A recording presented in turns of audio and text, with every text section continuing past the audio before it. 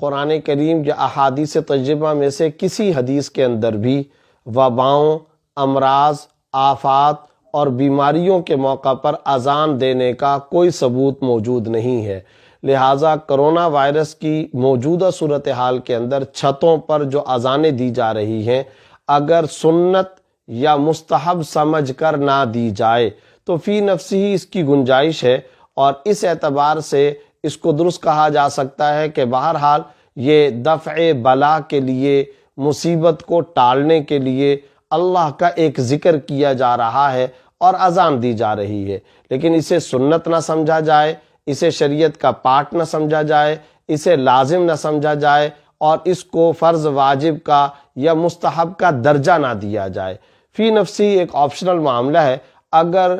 بعض لوگ یہ کام کرتے ہیں اور اذان دیتے ہیں تو شرعاً اس کو بدعت یا ناجائز یا حرام نہیں کہا جائے گا، بس یہ اللہ رب العزت کا ایک ذکر ہے، ایک دعا اور ذکر خدا کا ایک ذریعہ ہے۔ اگر اپنے طور پر کچھ لوگ یہ کام کرنا چاہتے ہیں یا کرتے ہیں تو ان کو ممانعت نہیں کی جائے گی، لیکن بہرحال اس کی وضاحت ذہنوں کے اندر ہونی چاہیے کہ سنت رسول صلی اللہ علیہ وسلم سے یہ ثابت نہیں ہے۔ فی نفسی ہی جائز اور آپشنل معاملہ ہے۔ اگر کچھ افراد اس کو کرتے ہیں تو اس موقع پر اختلافی یا تنازع کی صورت یا ایشو بنانا درست نہیں ہوگا، نہ ہی اس کو ناجائز یا بدعت اور غلط کہا جائے گا۔ کوئی اگر کرتا ہے تو اپنے طور پر یہ کر سکتا ہے۔